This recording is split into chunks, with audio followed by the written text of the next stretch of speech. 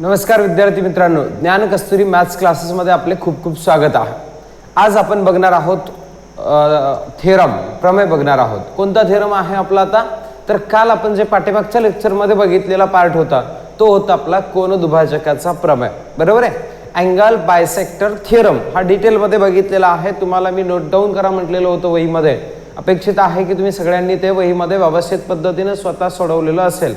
जर काही डाऊट असेल तर तुम्ही त्या पद्धतीने कमेंटमध्ये पण सांगू शकता. ठीक आहे, क्लिअर आहे. मग थेरम म्हटला की त्याच्या सोबत येतो कॉन्व्हर्स. त्याचा अर्थ आहे प्रमेयासोबतच काय येत असतो? व्यत्यास येत असतो. जसं की आपण बघितलं सुरुवातीला बेसिक प्रोपोर्शनॅलिटी थेरम, लगेच त्याच्या नंतर आपण बघितला की त्याचा कॉन्व्हर्स बघितलेला होता. अगदी त्या पद्धतीनंच आपण जो बघितलेला कोनदुभाजकाचा प्रमेय आहे त्याच्या आधारेच त्याच्यावर आधारित असलेला त्याचा कॉन्व्हर्स आज आपल्याला बघायचा आहे. आणि तो कॉन्व्हर्स झाल्याच्या नंतर आपल्याला 3 पॅरलल लाईन्स जो थिअरम मी तुम्हाला पाठीमागच्या लेक्चरमध्ये सांगितला होता, पुढचा थिअरम आपल्याला बघायचा आहे. ती प्रॉपर्टीज किंवा तो थिअरम आपण बघूया 3 समांतर रेषाचा. पण सगळ्यात पहिल्यांदा कोनदुभाजकाच्या प्रमेयाचा व्यत्यास असं आपल्याला बघायचं आहे. तर याचं स्टेटमेंट आपल्याला लक्षात घेणं गरजेचं आहे. कॉन्व्हर्स म्हणतो आपण, बरोबर आहे. मग कॉन्व्हर्स म्हणजेच काय आहे? तर हा थिअरमच्या अपोजिट असलेला पार्ट आहे, विरुद्ध असलेला भाग आहे. मग प्रमेयामध्ये आपण बघितलेलं स्टेटमेंट तुम्हाला आठवलं पाहिजे, विधान आठवलं पाहिजे. काय सांगितलं होतं एकदा बघा बरं. मी सांगतोय त्या पद्धतीने करेक्ट आहे का एकदा चेक करा, कारण बऱ्याच वेळेस मी बरोबर पण सांगत नाही, येते लक्षात, चुकीचं सांगत असतो. त्यामुळं लक्षात ठेवा की मी स्टेटमेंट जे बोलतोय आता तुम्हाला म्हणजे कोणतं असणार आहे? ते थिअरमचं असणार आहे, प्रमेयाचं असणार आहे. कोणता प्रमेय? कोनदुभाजकाचा प्रमेय, अँगल बायसेक्टर थिअरम. बरोबर आहे. आणि थिअरम समजून घेतल्याच्या नंतर मग कॉन्व्हर्स कडे जातोय. म्हणून आपण एकदा रिव्हिजन घेऊयात. बघा, if in a triangle angle bisector of a triangle is given, म्हणजेच तुम्हाला सांगितलेलं काय? In a triangle a angle bisector of a triangle is given, म्हणजे एखाद्या ट्रायंगल मध्ये एका अँगलचा काय दिलेला आहे तुम्हाला? बायसेक्टर दिलेला आहे. Then it is divides to the opposite side in the same ratio of remaining sides असं म्हटलेलं आहे. म्हणजे बायसेक्टर जर असेल तर तो अपोजिट साइडचा रिमेनिंग साइडच्या रेशो मध्ये डिवाइड करतो. हे अशा पद्धतीने सिंपल आहे. म्हणजे तुम्हाला काय सांगितलं? बायसेक्टर दिलेला असेल, बायसेक्टर असेल तर आपल्याला काय सांगता येतं? अपोजिट साइडचा रेशो, अपोजिट साइडचा रेशो हा कसा आहे? आता या ठिकाणी रिमेनिंग साइडच्या रेशो एवढा आहे. रिमेनिंग साइडचा रेशो जेवढा आहे त्या स्वरूपामध्ये या दोघांचा रेशो इक्वल आहे. हे आपल्याला कुठे सांगितलेलं आहे? बायसेक्टर दिलं असेल तर थिअरम मध्ये सांगितलेलं आहे. हेच विधान मराठीमध्ये कसं सांगता येईल आपल्याला? याच विधानाचा विचार जर केला तुम्ही इन मराठीमध्ये सांगितलं तर, जर तुम्हाला कोनदुभाजक दिलेला असेल, एखाद्या त्रिकोणामध्ये कोनदुभाजक असेल तर तो त्या कोनासमोरील बाजूला काय करतोय? हा कोनासमोरील बाजूला उरलेल्या बाजूच्या प्रमाणात विभागतोय. उरलेल्या बाजूच्या प्रमाणात विभागतो असं आपल्याला म्हणता येईल. ठीक आहे. म्हणजे रेशो सेम आहे, प्रमाण सेम आहे. समोरील बाजूचे जे 2 भाग होणार आहेत, आता कोनदुभाजक म्हटल्याच्या नंतर समोरील बाजूला बायसेक्ट काय करतोय? डिवाइड करतोय. म्हणजे त्याला काय करतोय? विभागतोय, विभाजन करतोय. त्या आपण शिकलो होतं अशा प्रकारचा त्रिकोण काढला होता आणि इथून जर दुभाजक काढला तर या भागाचे 2 अशा प्रकारचे पार्ट झालेले आहेत. हे इक्वल आहेत का माहिती आहे का आपल्याला? नाही, परंतु अशा पद्धतीने ते 2 पार्ट्स मध्ये डिवाइड करणार आहेत. मग या 2 पार्टचा जो रेशो येईल तो रेशो कसा असेल? रिमेनिंग साइडच्या रेशो एवढा असतो. हे आपण थिअरम मध्ये शिकलेला आहे, प्रमेयामध्ये शिकलेला आहे. तो होता आपला अँगल बायसेक्टर थिअरम. मग आता आपल्याला कॉन्व्हर्स बघायचं की हो. कॉन्व्हर्स म्हणजे याचा अर्थ त्याच्या अपोजिट असेल, विरुद्ध असेल. मग विरुद्ध याचा अर्थ हे देनच्या पुढचा पार्ट आता गिवन मध्ये येईल. आणि म्हणून इथं स्टेटमेंट लिहिले आपण, if a segment divides to the opposite side, म्हणजे एक सेगमेंट आहे डिवाइड करतोय अपोजिट साइडला in the ratio of remaining sides. कोणत्या रेशो मध्ये डिवाइड करतोय? रिमेनिंग साइडचा जेवढा रेशो येतोय त्या रिमेनिंग साइडच्या रेशो मध्ये डिवाइड करत असेल तर then it is bisect to the angle, तर तो काय करतोय, त्या कोनाचा दुभाजक असतो असं म्हटलेलं, बायसेक्ट करतो असं आपल्याला म्हटलेलं आहे, म्हणजे बायसेक्टर ऑफ अन अँगल असेल. जर एखादी रेषा समोरील बाजूला कोनाच्या त्रिकोणाच्या उरलेल्या बाजूच्या प्रमाणामध्ये विभागत असेल तर ती रेषा त्या कोनाचा दुभाजक असेल. म्हणजे सेम रेशोमध्ये डिवाइड करत असेल तर ते बायसेक्टर असतात, हे असं आपण सांगितलेलं आहे. त्याच्या अपोजिट विरुद्ध पद्धतीने आपण सांगितलेलं आहे. कळालं तुम्हाला? मग याच्यावरून आपल्याला कॉन्व्हर्स आपण बेसिक प्रोपोर्शनॅलिटी थिअरमचा प्रूफ केला होता का? नाही. पण जरी प्रूफ केलेला नसेल तुम्ही तरी देखील आपण त्याची डायग्राम काढलेली होती, आकृती काढली होती. त्या आकृतीच्या आधारे आपण त्याला पक्ष साध्य हा पार्ट इथपर्यंत लिहिलेला होता. सिद्ध केलेलं होतं का आपण? नाही. सिद्ध नाही केलं तरी चालेल, कारण कॉन्व्हर्सचं तुम्हाला प्रूफ विचारलं जाणार नाही, परंतु त्याच्यावर क्वेश्चन्स विचारले जातात आणि ते क्वेश्चन जर सॉल्व्ह करायचे म्हटलं तर ते आपल्याला समजून घेणं गरजेचं आहे. मग ते समजून घेण्यासाठी या स्टेटमेंटला आपण लिहितोय आता डायग्राम मध्ये रिप्रेझेंट करूयात आणि त्याच्या पद्धतीनं गिव्हनचा पार्ट लिहूयात आणि टू प्रूव्हचा पक्ष आणि साध्य हे दोन्ही पार्ट्स लिहूयात. चालेल? बघा, जर एखादी रेषा समोरील बाजूला त्रिकोणाच्या उरलेल्या बाजूच्या प्रमाणामध्ये विभागत असेल. आता त्रिकोण आहे तरच ते विभागणार आहे की, आणि म्हणून आपण या ठिकाणी त्रिकोण काढला पाहिजे. कोणत्या प्रकारचा त्रिकोण आहे माहितीये का आपल्याला? नाही. मग कुठल्याही प्रकारचा एक रॅन्डमली तुम्ही काय काढू शकता? त्रिकोण काढू शकता. तो आपण या ठिकाणी त्रिकोण काढला. याला नावं देऊयात ए, एम आणि इथं असेल समजा पी. अशा प्रकारचे नाव आहेत. बरोबर? त्रिकोण झाला, त्रिकोण AMP. या त्रिकोण AMP मध्ये एक रेषा त्रिकोणाच्या दोन बाजूंना विभागते. म्हणजे एक रेषा जी आहे या M या पॉइंट पासून आपण अशा प्रकारची रेषा काढली, MB रेषा काढली आपण. बरोबर आहे? मग ही इथे काय सॉरी डिवाइड करते. कोणत्या साईडला? साइड AP ला डिवाइड करते की हो. बरोबर आहे? मग या साइड AP चे दोन भाग झालेत. एक भाग आहे तुमचा AB आणि दुसरा भाग आहे कोणता तुमचा? PB किंवा BP आहे. बरोबर आहे? असे जे दोन पार्ट्स आहेत या ठिकाणी, या दोन पार्टचा जो रेशो आहे तो रिमेनिंग साइड्स म्हणजे AM आणि दुसरा पार्ट म्हणजे कोणता आहे तुमचा? MP. या दोघांना सेम रेशो मध्ये डिवाइड करते असं आपल्याला सांगितलेल्या पद्धतीनुसार आपण डायग्राम काढलेली आहे. इथं सांगितलं त्रिकोण काढा म्हटलेला आहे. त्रिकोणामध्ये एक रेषा जी आहे ती समोरील बाजूला उरलेल्या बाजूच्या प्रमाणामध्ये विभागते. हा पार्ट तुमचा आलेला आहे, म्हणजे ही डायग्राम झाली. आता तुम्ही मला कमेंट मध्ये करून सांगा बरं, आता तुम्हाला पक्ष लिहायचं असेल तर काय लिहावं लागेल बरं? ज्याला म्हणतोय आपण काय? गिव्हन. बोलता येईल का हो तुम्हाला? मग आता या ठिकाणी गिव्हन म्हणजे या डायग्राम मध्ये जे रिप्रेझेंट केलंय ते आपण सांगतो या ठिकाणी. मग काय रिप्रेझेंट केलंय बरं? In a triangle. स्टार्टिंग तर आपली इन जनरलच असणार आहे, प्रत्येक वेळेस आपण इन ट्रायंगलच लिहितोय.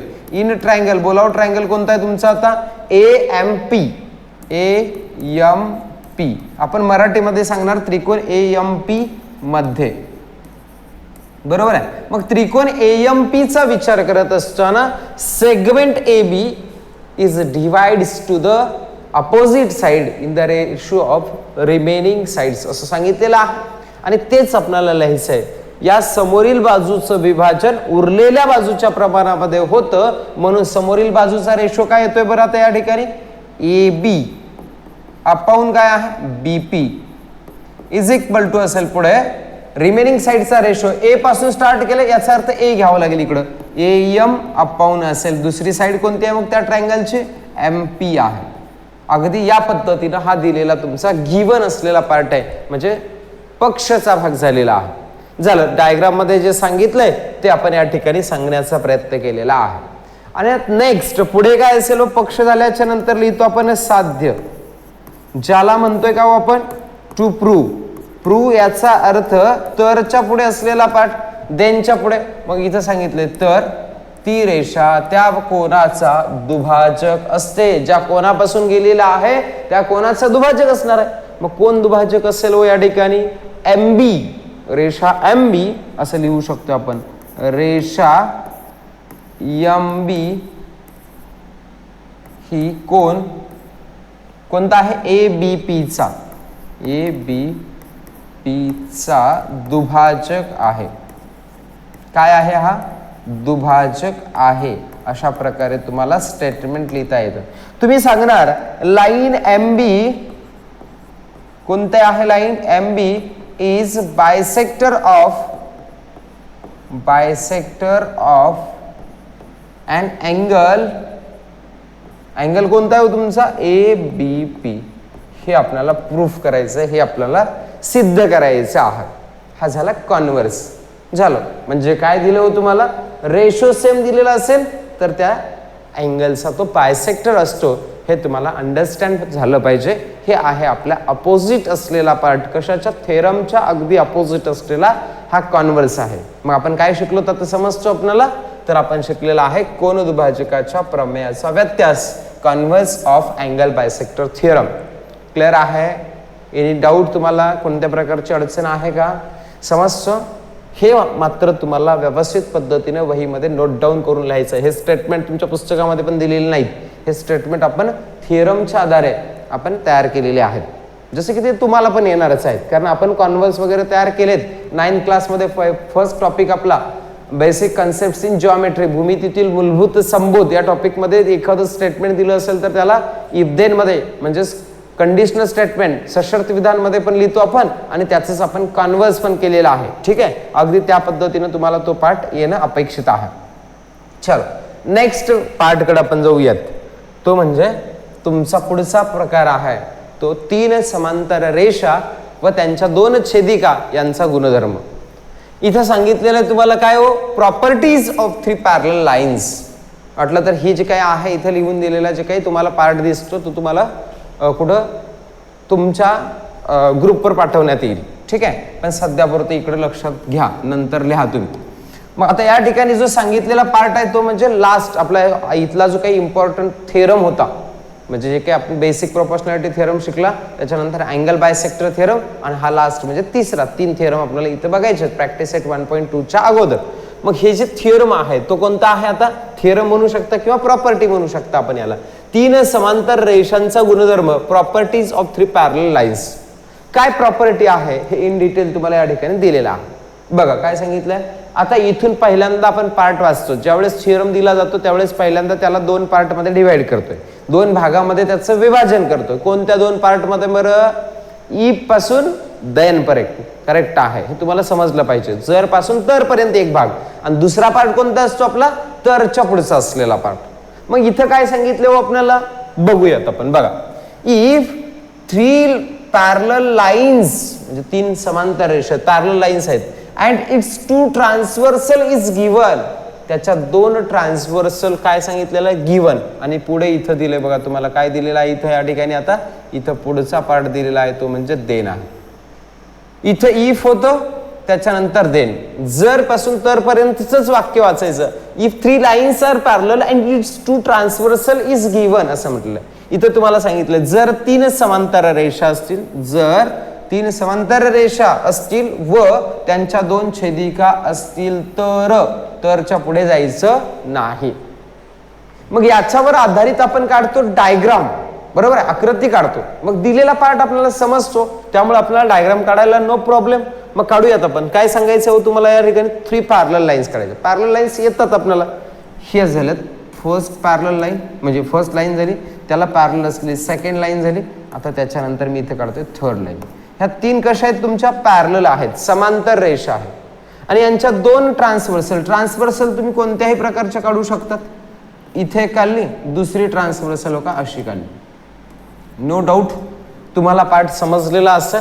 मग इथं लाईन लिहूयात आपण. लाईन आहे एल एम एन, याला नावं देऊयात आपण एक्स वाय. क्लिअर आहे. दुसरा पार्ट आहे, इथं मध्ये इंटरसेक्ट केलेल्या जो काही पॉइंट्स आहेत त्यालाही नावं देऊयात आपण. बघा काय आहेत इथं, इथं ए आहे, इथं बी आहे, इथं सी आहे, इथं डी दिला आपण, ई दिला, आणि इथं दिला आपण पॉइंट कोणता आहे, एफ. म्हणजे कोणकोणते पॉइंट्स आपण इंडिकेट केलेत समजतायत तुम्हाला. म्हणजे या पद्धतीने डायग्राम फक्त रिप्रेझेंट केली आहे, आणि इथं तुम्हाला त्याला काय दिलेले आहेत, आपण नावं ठेवलेली आहेत, नावं दिलेली आहेत, जे अल्फाबेट्स आपण कॅपिटल लेटर्स मध्ये दिलेले आहेत. आणि इकडे जे लाईन आहेत, लाईनला आपण स्मॉल लेटरने इंडिकेट केलेला. चलो मग जर पासून तर पर्यंत एवढंच सांगितले. 3 पॅरलल लाईन्स आहेत आणि त्याच्या 2 ट्रान्सव्हर्सल आहेत. 3 समांतर रेषा आणि त्याच्या 2 छेदिका सांगितल्यात, मग ते तेवढं घेतलं आपण.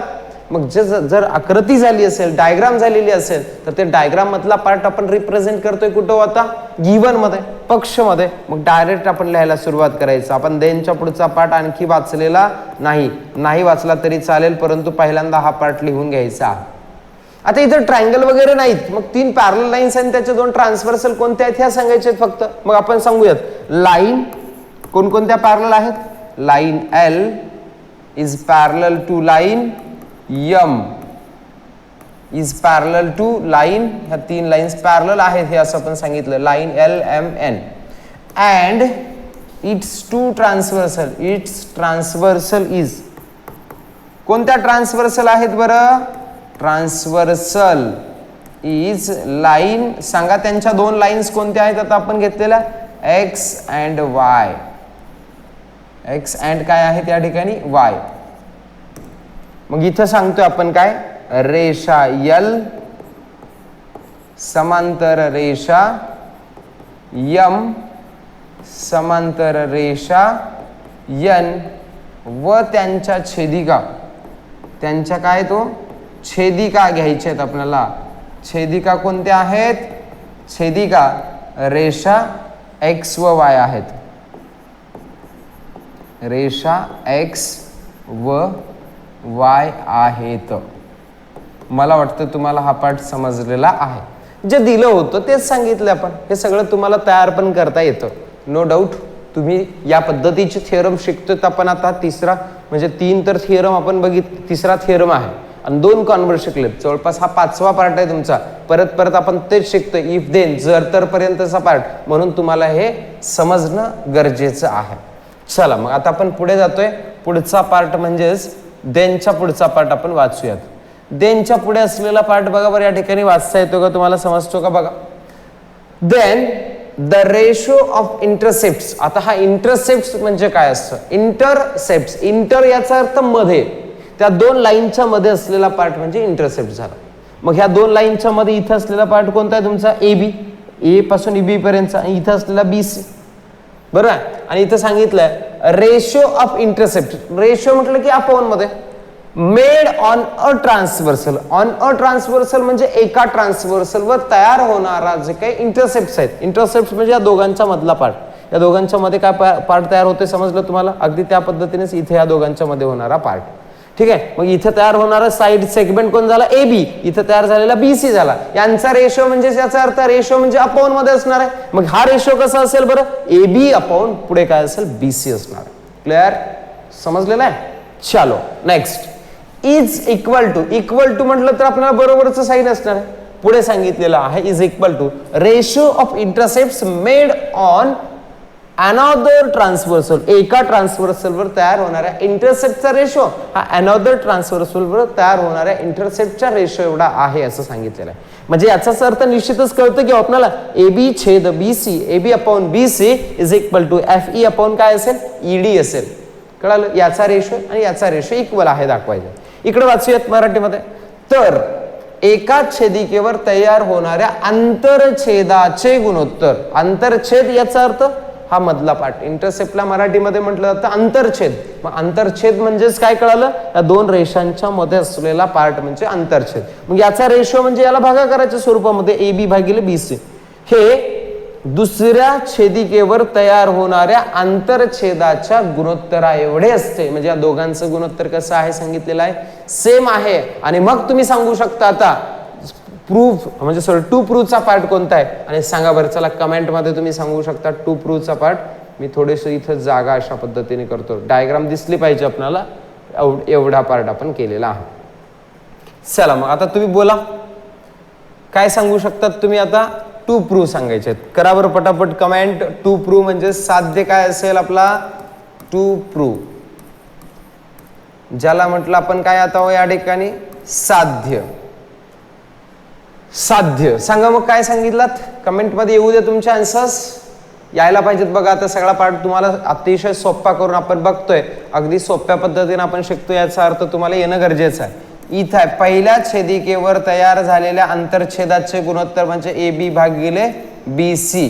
AB upon BC is equal to दुसऱ्या छेदिकेवर तयार झालेला, आता वरून स्टार्ट केलंय म्हणजे याचा पण अर्थ, याला पण आपल्याला एफ ई अपॉन काय लिहायला पाहिजे, ईडी असं लिहायला पाहिजे. हे आपल्याला टू प्रूव्ह म्हणजे सिद्ध करायचं आहे. क्लिअर आहे, काही अडचण आहे. मग प्रूव्ह करत असताना काही वेळेस आपण कन्स्ट्रक्शन्स केलेलं होतं, रचना केली होती, अगदी त्या पद्धतीने याही ठिकाणी तुम्हाला थोडीशी रचना करणं गरजेची आहे. रचना ज्याला म्हणतो आपण कन्स्ट्रक्शन. कन्स्ट्रक्शन काय असेल तर कन्स्ट्रक्शनचा पार्ट म्हणजे या ठिकाणी असलेले जे काही सेगमेंट आहेत तो तुम्हाला हे असं सेम रेशो मध्ये दाखवायचं आहे, A B upon B C दाखवायचं आहे. हे अपॉन मध्ये येण्यासाठी आपण रेशो शिकलोय ते म्हणजे basic proportionality theorem, angle bisector theorem. म्हणजे एखादा ट्रायंगल असायला पाहिजे आणि त्या ठिकाणी अँगलचा बायसेक्टर असायला पाहिजे एक, तर रेशो लिहिता येतो. किंवा बेसिक प्रोपोर्शनॅलिटी थेरम मध्ये एक पॅरलल लाईन असेल ट्रायंगल मध्ये तर तुम्हाला सेम रेशो मध्ये लिहिता येतं. मग इथं तसं काहीच नाही आणि म्हणून आपल्याला इथं ट्रायंगल तयार करण्यासाठी आपण या पद्धतीनं हे दोन काय केले तर आता सेगमेंट जॉईंट केलेले आहेत. कोणते दोन सेगमेंट जॉईंट केलेले आहेत तर या पद्धतीनं हा पार्ट तुम्ही जॉईंट केलेला आहे.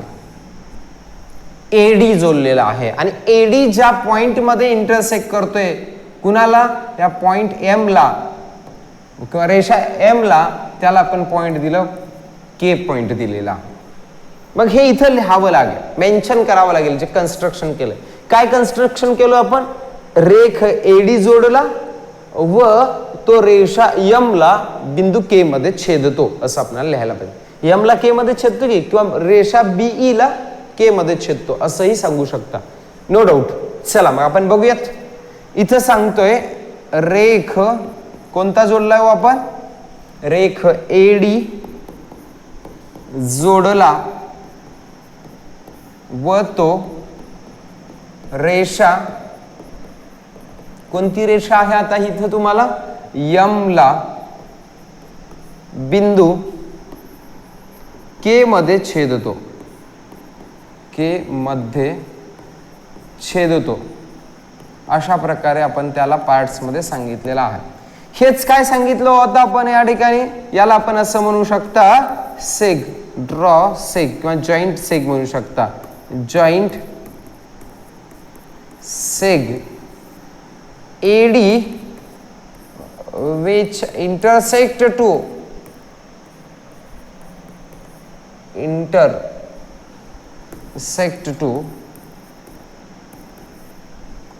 line M at point कोणता आहे तुमचा, के या पॉइंट मध्ये इंटरसेक्ट करतं किंवा त्याला आपण म्हटलेलं आहे छेदतो अशा पद्धतीने सांगितलेलं आहे. Any doubt. मग आता तुम्हाला कन्स्ट्रक्शन कशासाठी काढलंय तर ट्रायंगल तयार होण्यासाठी. आता इथं ट्रायंगल तयार झालाय बघा, ए सी डी, आणि इथं पॅरलल लाईन्स तर आहेत. मग तुम्ही डायरेक्टली बेसिक प्रोपोर्शनॅलिटी थेरम वापरून तुम्हाला हे या पद्धतीचा रेशो लिहिता येत असतो. ठीक आहे, थोडंसं आता ह्या डायग्रामला आपण खाली घेऊयात आणि आपण आता प्रूफ कडे जाऊयात, सिद्धतेकडे आपण जाणार आहोत. ठीक आहे, मग सिद्धतेकडे जात असताना तिथं आपल्याला जो पार्ट आहे त्या पार्टचा थोडासा विचार करून आपल्याला पुढे जाता येऊ शकतं. ही आहे आपली डायग्राम आणि दुसरा पार्ट म्हणजे आपल्याला काय सिद्ध करायचंय तोही पार्ट आपल्याला महत्वाचा आहे. बघा आता सिद्धतेकडे जात असताना इथं आहे एक एक पार्ट आपण बघतोय. सिद्ध करत असतानाचा पहिला पार्ट जो आहे तो या ठिकाणी आपल्याला दिसतोय. इथं लिहितोय मी आता सिद्धता, प्रूफ. लास्टचा पार्ट असतो की आपला प्रूफ. मग आता हे सिद्ध करायचं म्हणजे आपलं हे टू प्रूफ मध्ये असलेलं आन्सर आपल्याला आणायचं. मग आपण आणूयात. इथं काय दिलंय हो तुम्हाला, A B upon B C आहे. मग A B upon B C जर आणायचं म्हटलं तर तुम्हाला एक त्रिकोण घ्यावा लागेल की ए सी डी. एसीडी त्रिकोणामध्ये ही मध्ये असलेली लाईन याला पॅरलल आहे. हे गिवन मध्ये सांगितलेत की 3 पॅरलल लाईन्स आहेत म्हणून. मग एका बाजूला समांतर रेषा असेल तर आपण कोणता थेरम वापरू शकतोय, बेसिक प्रोपोर्शनॅलिटी थेरम, प्रमाणाचा मूलभूत प्रमेय वापरू शकतो. आणि अगदी बघा आठवायला पाहिजे तुम्हाला तोही थेरम. म्हणजे म्हणून मी सांगत असतो तुम्हाला प्रत्येक पार्ट जो आहे तो रिव्हिजन करा, वारंवार बघा त्याला, म्हणजे तुम्हाला समजेल. आणि म्हणून आपण या ठिकाणी सांगू शकतात सिद्धतेमध्ये इन ट्रायंगल. ट्रायंगल कोणता घ्यायला पाहिजे आपण आता, हा पहिला पार्ट आणायचा आपल्याला A B upon B C चा. मग A B upon B C आणण्यासाठी ए सी डी हा ट्रायंगल घेतला पाहिजे. ए सी डी मध्ये या ठिकाणी असलेली लाईन पॅरलल आहे.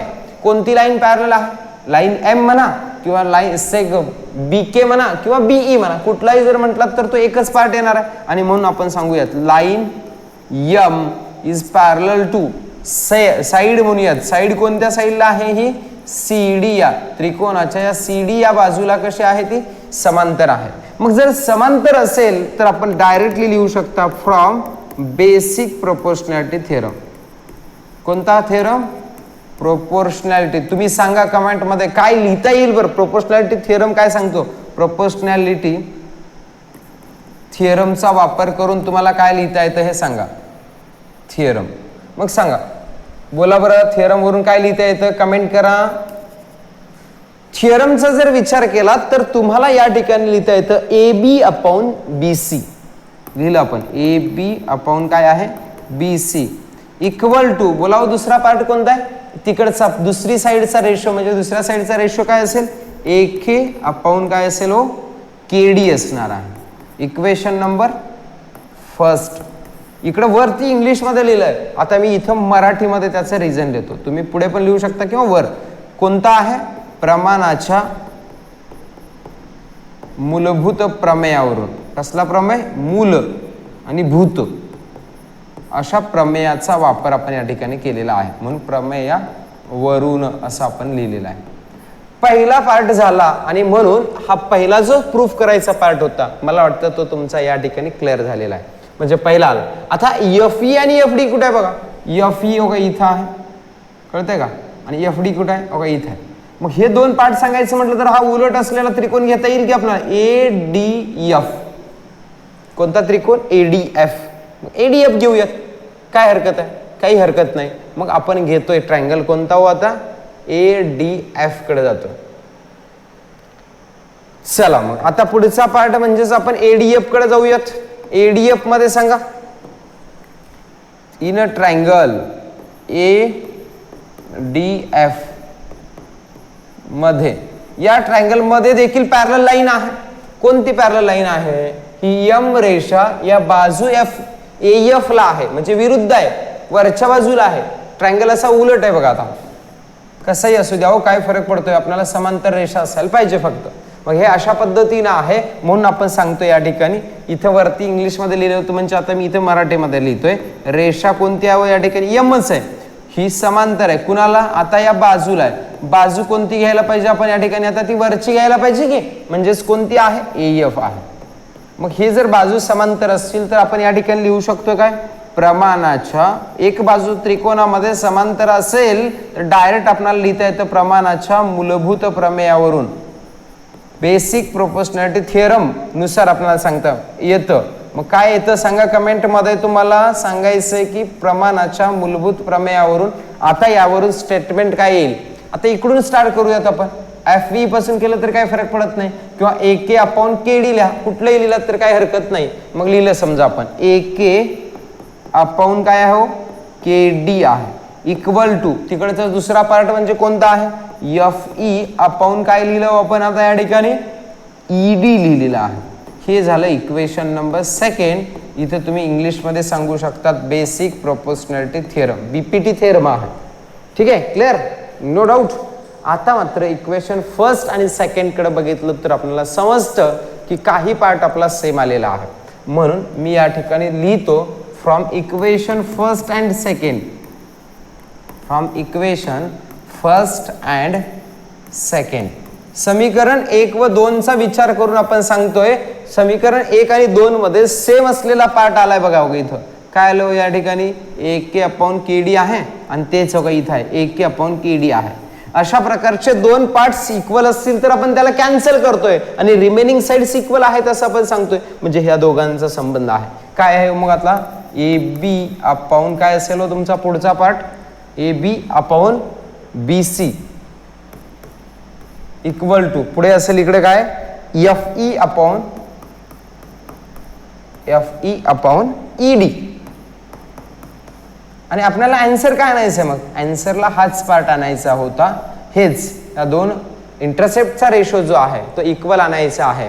बरोबर आहे? अशा पद्धतीनं आपला हा जो बेसिक काय 3 पॅरलल लाईन्सचा थिअरम आहे तो या ठिकाणी आपण कंप्लीट केलेला आहे. बरोबर आहे, काय अडचण आहे? आता याचा कॉन्व्हर्स आपल्याला या ठिकाणी नाहीये, म्हणजे इथपर्यंतच, म्हणजे आपण टोटल 5 पार्ट्स कंप्लीट केलेले आहेत. 5 भाग आपण थिअरम आणि प्रॉपर्टीच्या स्वरूपामध्ये आपण बघितलेले आहेत. कोणकोणते आहेत हे एकदा परत आज घरी रिवाइज करा. हा थिअरम लिहायचा आहे आपल्याला डिटेलमध्ये. याच्या अगोदर बघितलेला कॉन्व्हर्स पण आपल्याला वहीमध्ये लिहायचं आहे आणि त्याच्या अगोदर आपण 3 पार्ट्स समजून घेतलेत आणि वहीमध्ये तुम्ही लिहिलेले असतीलच. ते म्हणजे कोणते आहेत? पहिला आहे तुमचा कोणता हो? बेसिक प्रोपोर्शनॅलिटी थिअरम, इम्पॉर्टंट आहे, प्रमाणाचा मूलभूत प्रमेय. दुसरा आहे त्याचा कॉन्व्हर्स, व्यत्यास, प्रमाणाच्या मूलभूत प्रमेयाचा व्यत्यास, converse of basic proportionality theorem. तिसरा आहे, हे 2 झाले. तिसरा आहे कोनदुभाजकाचा प्रमेय, अँगल बायसेक्टर थिअरम. चौथा आहे converse of angle bisector theorem, आज बघितलेला कोनदुभाजकाच्या प्रमेयाचा व्यत्यास. आणि 5वा हा आत्ता आपला कंप्लीट झालेला 3 पॅरलल लाईन्सचा थिअरम. ठीक आहे, आता हे तुमच्या वहीमध्ये डिटेलमध्ये तुम्ही सगळं सुव्यवस्थित लिहून घेतलं पाहिजे. आता याच्यावर आधारित असलेले जे काही क्वेश्चन्स आहेत ते नेक्स्ट लेक्चर म्हणजेच आपण ते उद्याच्या लेक्चरमध्ये बघूयात. प्रॅक्टिस सेट 1.2 1.2च्या अनुषंगानं हे 5 पार्ट्स आपल्यासाठी इम्पॉर्टंट आहेत. ठीक आहे, आज या ठिकाणी आपण थांबूयात. धन्यवाद.